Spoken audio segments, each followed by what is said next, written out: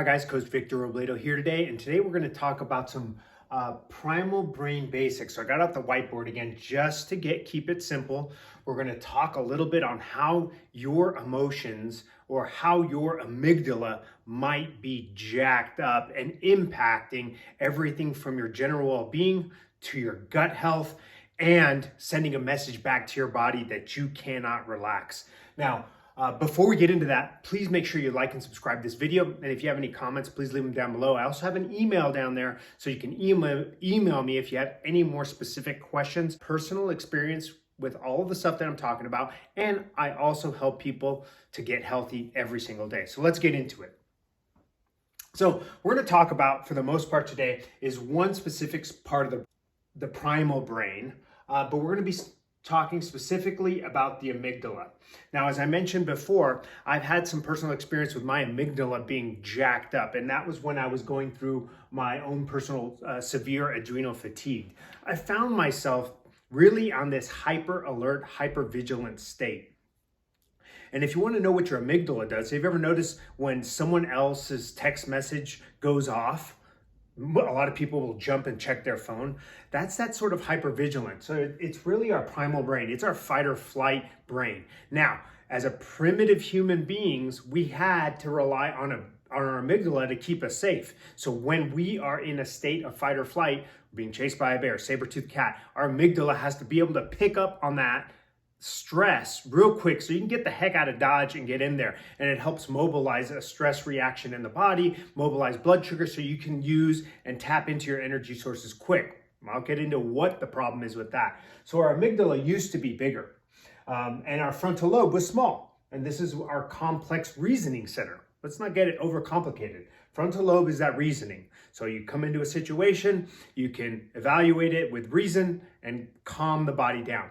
The problem is that we're living in a state where this amygdala is overactive. And I used to say, my wife used to help me by, when I was going through my adrenal fatigue, she'd say, don't worry, it's just because I would get sort of hypervigilant, like, what's wrong with me? She's like, just have a broken amygdala. We're just going to reset it. And that always helped me to reflect on it. So if you're in this situation, you can fix it. Don't worry about it. Now, there are lots of issues associated with it, and so it could permeate, and so we need to attack each one of those as you move along. So the current state, notice I didn't put an E there. The current state in our world is that most people's amygdala is firing for obvious reasons, right? And so where are you getting a lot of that? Why is it overactive? Well, I just gave one simple example. Our phones, social media, you're constantly scrolling. That's keeping us in our fight or flight.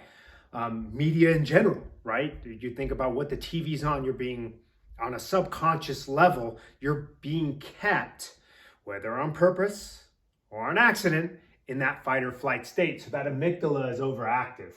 Now, the big thing that really creates an overactive amygdala is anytime you're having these emotions: anger, sadness, fear, hurt, guilt, and shame. So if you are in that chronic state on some level, whether conscious or not, it's going to have an impact on that primal brain. It's going to keep us active. Remember, it wants to keep you alive. The problem with that is that most people on sub-level are in that state all the time, whether they want to or not. And that's where it becomes a problem. It becomes a wiring problem. So in general, we have our neurons are wired here in the frontal lobe to give us tons of information. We're relaying it. Those are the neurons running to the body, to that frontal lobe, so that you're wired for reason and using your intellect. But what ends up happening as we start to get an overactivity of this, you start to lose some pathways, and they become fewer and fewer. And this one starts to wire more and more and more. Now, what is the challenge with this? And you can see this is number 4. The wiring problem creates change, and we have bad communication. So instead of being dominated by this frontal lobe, right, I'll erase a few more, you ended up getting dominated by this. And as we get more dominated by our amygdala, we get less connection with it. And because of that, we are less and less connected with our emotions, and we're reacting in this sort of knee-jerk reaction. And that's a problem.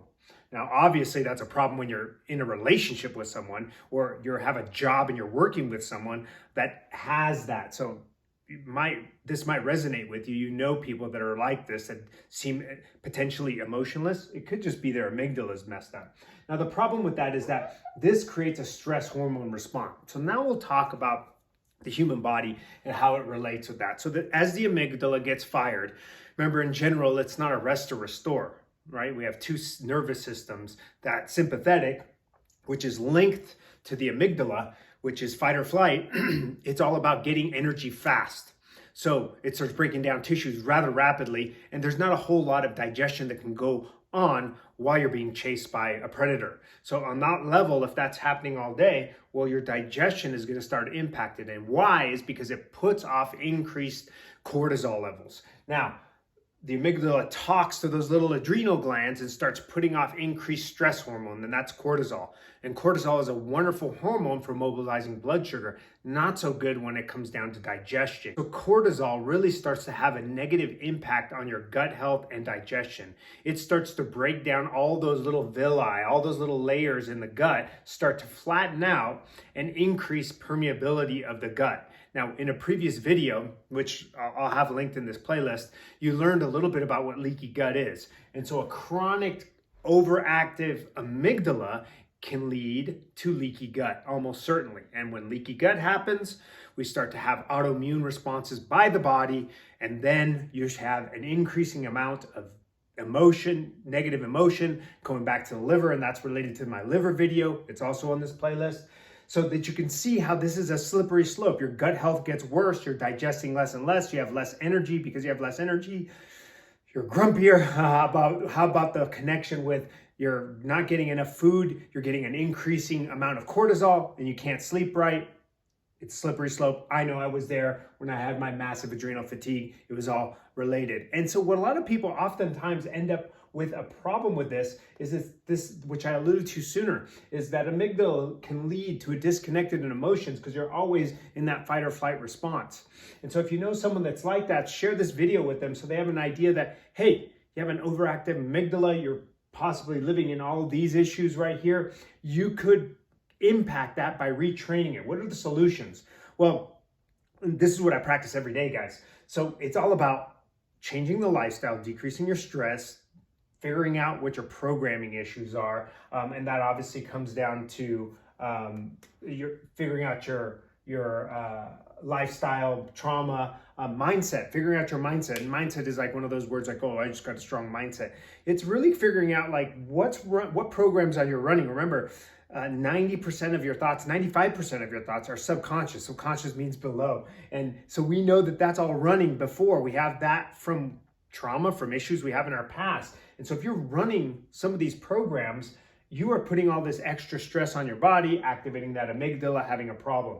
So working on that mindset with a professional to help you, or just sitting, meditating, journaling, diet and exercise is certainly a big part of what I've done. But I gotta tell you, the secret is, guys, to start dealing with this kind of stuff now, so that before you start integrating all your exercise and nutrition and you're hitting a wall, you're like, hey, why am I having issues? So that's it for today, guys. Take care of your amygdala. Put some comments down below. Hope to see you next time. Share this video. Thanks a lot.